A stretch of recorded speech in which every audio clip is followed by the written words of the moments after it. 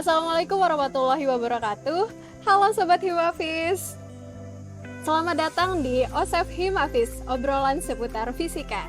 Perkenalkan, saya Nisrina Marliani, mahasiswi angkatan 2020 program studi pendidikan fisika. Oke teman-teman, hari ini kita bakal ngobrol santai mengenai perspektif berbeda tentang fisika. Oh iya teman-teman, kali ini saya nggak akan sendirian nih, tapi kita bakal ditemenin sama narasumber kita yang pastinya keren, yaitu Kak Rizky Munandar. Hai Kak Halo. Rizky. Halo. Gimana kabarnya nih Kak? Lumayan baik ya. Oh iya, mungkin teman-teman fisika nih banyak yang belum tahu mungkin nih Kak sama Kakak. Mungkin bisa perkenalkan diri. Oke. Halo Sobat Himafis, perkenalkan nama saya Rizky Munandar. Teman-teman saya biasanya manggilnya Rizky, RM, terserah jamak-jamak mereka manggilnya. Saya angkatan 2019, ya udah berapa tahun saya di Unrang, udah 3 tahun lebih. Itu sih. Oh iya, kesibukannya apa nih Kak akhir-akhir ini? Kesibukan sekarang, alhamdulillah kemarin dapat pendanaan penelitian. Jadi sekarang lagi penelitian tentang pengolahan limbah cairan tempe jadi biogas. Masih saya uji di laboratorium. Nanti mungkin kita lihat bagaimana perkembangannya. Oh, Masya Allah, keren banget. Oh ya Kak, mengenai tema kita hari ini nih, tentang perspektif berbeda mengenai fisika. Sebelumnya saya mau nanya, Kakak masuk prodi pendidikan fisika nih. Sebelumnya emang niatan mau masuk sini, suka sama fisika atau gimana nih Kak? Waduh, kalau ditanya suka sama fisika atau enggak, mungkin dikit ya saya bilang. Karena gini, dulu pas pendaftaran, saya awalnya nggak ada niat untuk masuk ke fisika nih. Dan dulu saya mikirnya, karena teman-teman saya selalu bilang kalau kita masuk pilih program studi yang kedua tuh pasti nggak lolos. Oh ya udah, karena mikirnya udah mentok pengen masuk di hubungan internasional dulu, terus atau enggak teknik mesin kan. Cuman saya mikirnya kayaknya hubungan internasional tuh lebih bagus itu. Tapi pas pemilihan kedua saya bingung mau pilih apa gitu. Karena ya udah klik-klik aja gitu, pilih-pilih aja fisika gitu. Dan tahu-taunya dapat kabar buruk, kita masuk di fisika. Saya masuk di fisika itu kok bisa? Kok bisa gitu. Sejenis kabar buruk atau gimana nih Kak? Dulu saya nganggapnya kabar buruk pas awal-awal jadi mahasiswa, pas awal-awal daftar itu. Karena saya mikirnya fisika sulit. Di SMA aja saya nilai fisika saya aja tuh kayak naik turun aja gitu, nggak ada bagus-bagus sama sekali. Berhubungan sama Kakak tadi bilang fisika tuh sulit ya. Kan pandangan orang-orang mengenai fisika juga sama gitu kan. Fisika itu sulit, fisika tuh nggak gampang banget ini untuk dipelajarin. Pasti orang-orang yang pinter aja nih yang masuk fisika. Gimana sih pandangan Kakak mengenai hal yang kayak gitu? Itu tergantung sih ya. Saya baru sadar fisika itu seru sekali pas saya semester 2. Pas saya udah jadi mahasiswa di semester 2, saya udah mulai ngerasa bahwa ternyata fisika seru juga ya, ada hal-hal yang menarik gitu. Ternyata saya pelajari gitu sejarah-sejarah para ilmuwan fisika gitu, dan para penemu rumus-rumus fisika, persamaan fisika. Saya belajar sejarah-sejarahnya mereka. Mereka bukan orang yang benar-benar dari fisika. Tapi mereka orang-orang yang punya kreativitas tinggi gitu. Karena di fisika tuh bukan soal persamaan aja ternyata, bukan soal rumusnya aja gitu, tapi ada pemahaman konsep yang ketika kita punya pemikiran kreatif gitu, kita menyamakan pengetahuan kita dan menjadikan itu sebagai penjelasan dari konsep yang kita pelajari. Misalnya Da Vinci ini, dia nemuin lonceng itu karena dia mengamati lingkungan sekitarnya. Dia mengamati air di sungai gitu, tetesan air di sungai. Kemudian dia mengatakan bahwa ternyata bunyi itu merambat pada media air gitu. Tapi lama-kelamaan pas dia cari lagi, ternyata dia nemu lagi hal yang lain gitu. Dia nemu bahwa ternyata gelombang bunyi itu merambat juga pada medium padat gitu. Hal-hal seperti itu gitu, bukan mentok kita belajar rumus aja itu, tapi kita mengamati lingkungan sekitar kita gitu. Kita lihat ternyata selain tentang gelombang bunyi, mungkin ternyata ada hal-hal seperti ini gitu. Contohnya juga Albert Einstein, dia ngeluarin teori relativitas itu bukan karena dia belajar dari rumus persamaan gitu, tapi dia lihat di lingkungan sekitarnya itu. Ternyata ketika saya duduk di depan nih pas lagi bawa kendaraan, ternyata rasanya pelan saja gitu. Tapi ketika saya duduk di belakang rasanya kenceng sekali gitu kendaraan, padahal sama aja gitu. Itu hanya menunjukkan perbedaan perspektif antara posisi dan kedudukan yang kita terima. Jadi halnya luar biasa sekali menurut saya kalau kita belajar fisika itu. Wah, teman-teman keren banget nih penjelasan dari Kak Rizky mengenai fisika itu yang sulit, tapi ternyata akhirnya suka banget nih sama fisika itu sendiri. Oh ya, kalau boleh tahu nih kan, kakak tadi di awal bercerita mengenai menyusun penelitian ya kak. Iya. Gimana sih cara bagi waktunya kakak buat belajar, nyusun penelitian, buat lomba mungkin terutama kak? Gimana sih caranya buat bagi waktu tersebut? Agak sulit memang kalau pas awal-awal kita bagi waktu gitu, karena selain kesibukan perkuliahan, ada juga kesibukan kita di luar perkuliahan gitu. Misal kayak kita ikut organisasi mungkin, atau juga kita kesibukan dengan orang tua gitu, kita harus bagi itu. Cuman yang saya selalu buat dari dulu, ketika saya ada waktu saya harus kerjakan gitu. Misal ada lomba nih yang pengen saya ikut, saya lihat pamfletnya, deadline-nya sekian gitu. Kalau saya punya waktu sekarang, saya kerjain aja gitu, setengah-setengah saya kerjain, biar nanti lanjutin lagi gitu. Sambil nanti pas ikut perkuliahan atau apa, begitu dapat pemahaman konsep dari lombanya, sambil saya catat dikit-dikit gitu. Ternyata bisa kayak gini gitu dari lomba yang saya ikut. Misal ikut lomba KTI misalnya, penjelasan tentang hukum Newton misal. Terus dosennya relate juga gitu, jelasin hukum Newton gitu, sambil saya catat dikit-dikit gitu. Terus nanti ditempel di kertas saya.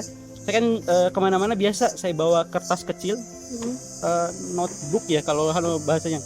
Saya bawa kertas kecil gitu. Terus apapun yang saya dapat inspirasi di jalan gitu, saya catat aja gitu. Biar nanti pas di lomba atau apa, saya langsung dimasukin aja gitu. Ternyata kayak gini gitu. Sambil saya sesuaikan, samakan gitu.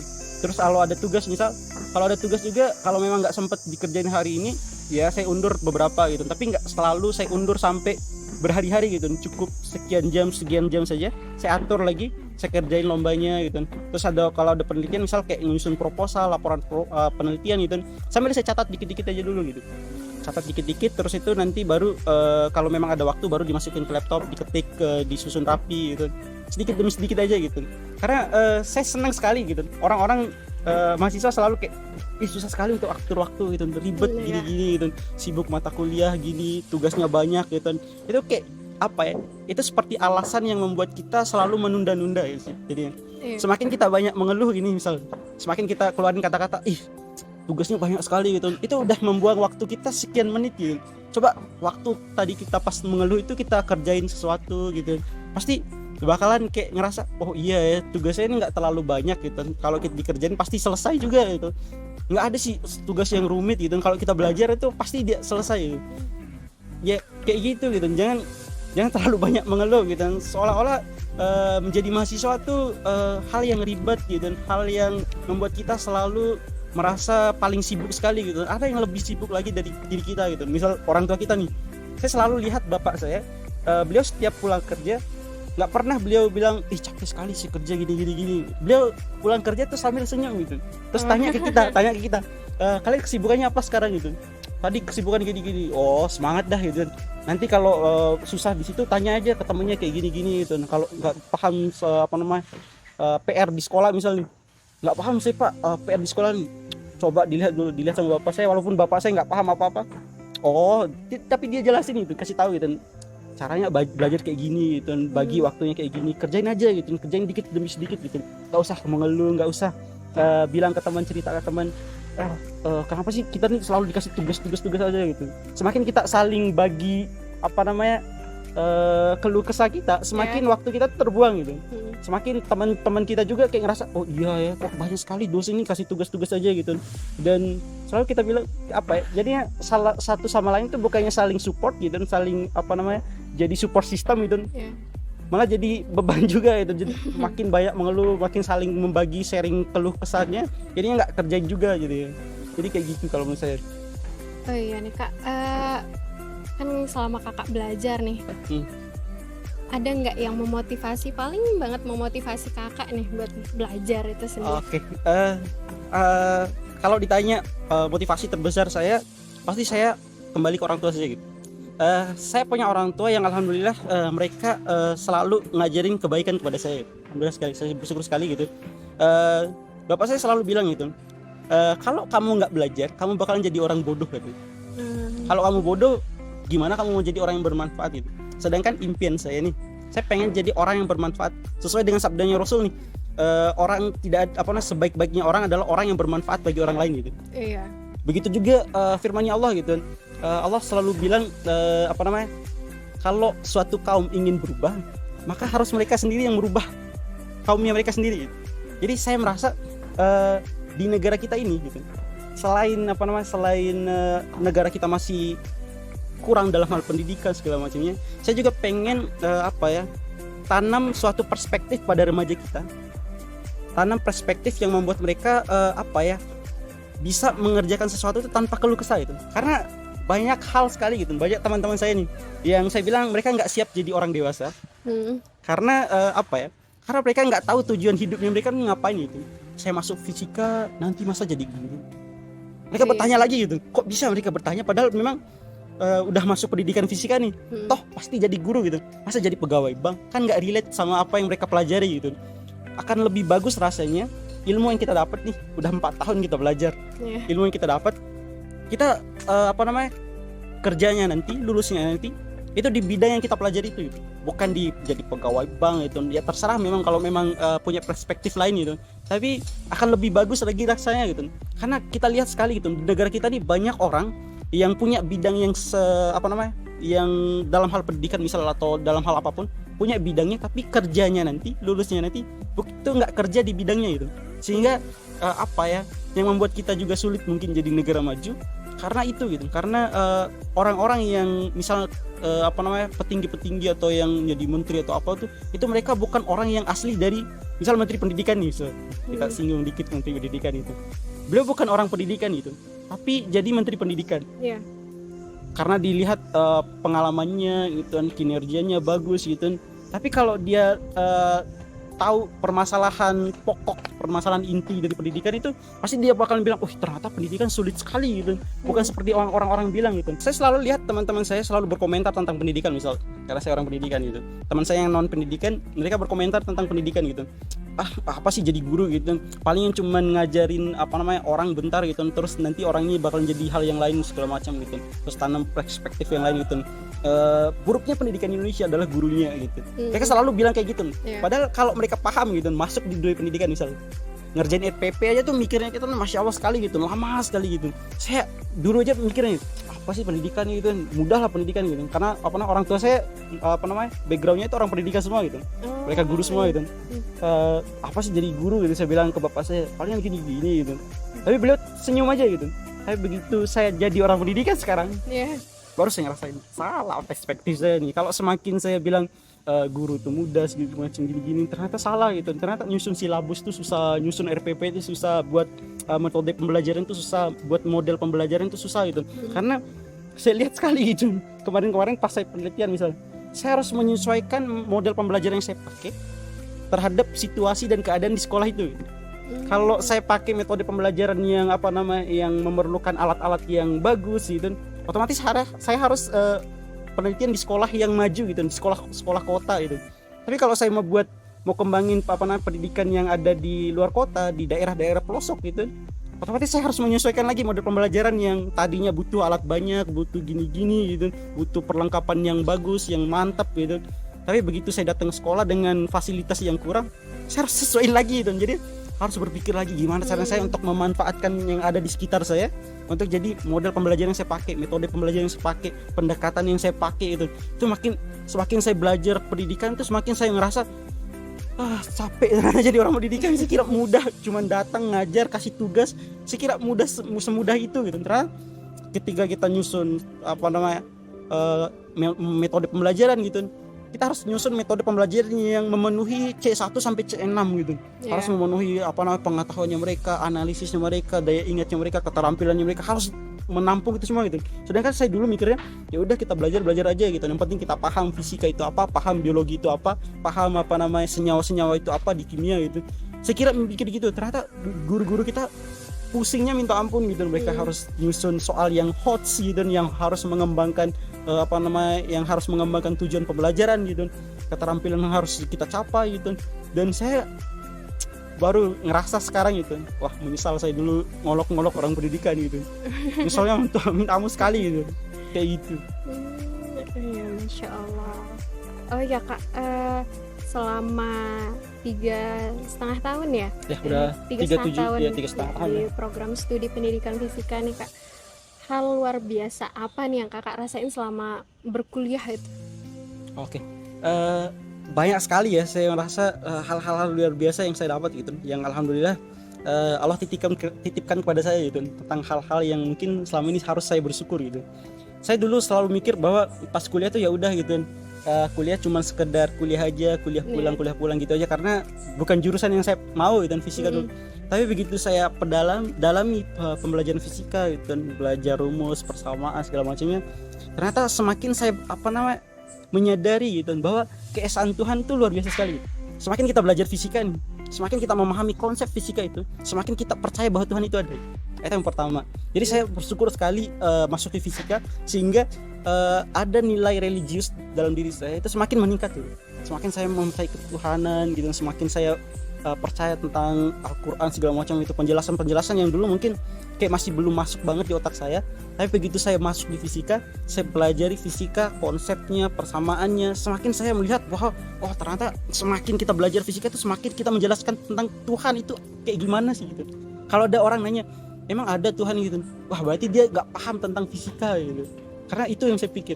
Kemudian hal luar biasa selanjutnya adalah banyak sekali ilmu yang saya dapat di dunia perkuliahan, baik dari dosen, dari teman saya, dari organisasi gitu, dari berbagai hal yang saya temuin, itu saya jadikan sebagai bahan pelajaran saya itu. Karena kita tahu sama-sama kan bahwa pencetus pendidikan Indonesia ya namanya Ki Hajar Dewantara, beliau bilang siapapun dan dimanapun itu jadikan sebagai guru kita ya.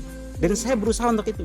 Saya jadikan orang walaupun dia umurnya kecil gitu, mau umurnya tua gitu, saya jadikan sebagai pelajaran untuk diri saya gitu. Saya belajar dari sikapnya yang mungkin kekanak-kanakan untuk yang anak kecil gitu. Kemudian saya belajar tentang sikap yang dewasa dari orang yang dewasa gitu. Kemudian saya belajar dari lingkungan yang seperti ini gitu, lingkungan yang mungkin lingkungan kota kayak gini gitu. Kemudian lingkungan di pedesaan tuh kayak gini gitu. Saya belajar semua itu gitu. Kemudian dari pelajaran yang saya dapat itu saya kembalikan lagi pada pendidikan fisika gitu. Saya ambil suatu pengalaman dari tempat-tempat yang saya dapat gitu. Misal kayak kemarin penelitian saya tentang etnosains, saya belajar tentang budaya Lombok gitu, yang notabene saya bukan orang Lombok, tapi saya belajar gitu. Saya belajar bagaimana gendang belek itu dimainkan, kemudian gendang belek ini diadakan pada hari apa gitu, pada acara-acara apa gitu. Kemudian ternyata dari gendang belek ini dapat menjelaskan konsep fisika gitu.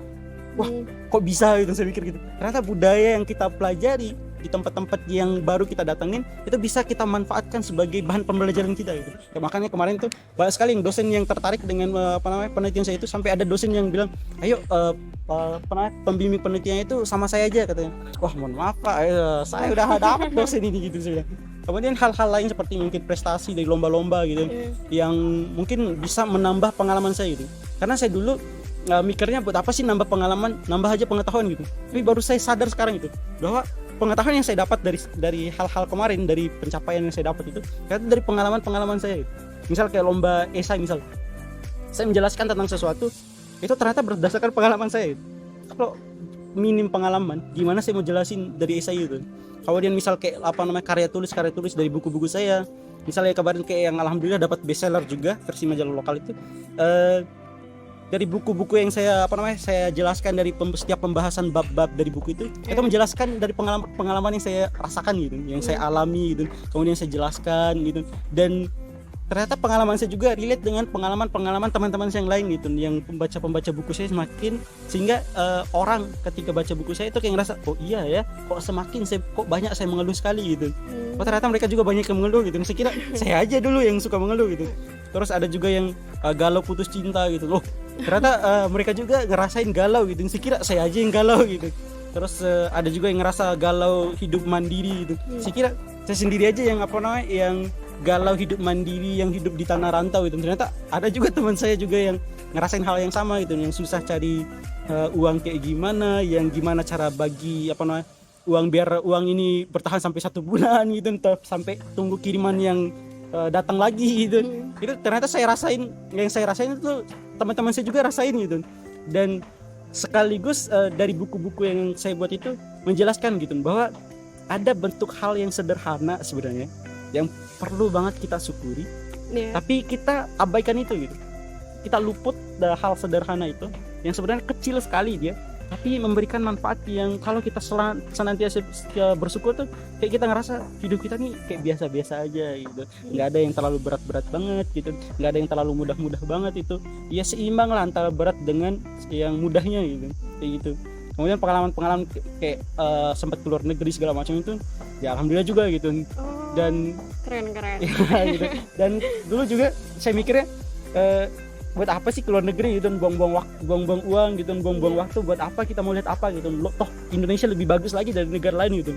Tapi begitu saya dapat fully funded gitu, dibiayain sama Insak, dulu saya ikut kegiatan yang diadain sama Insak.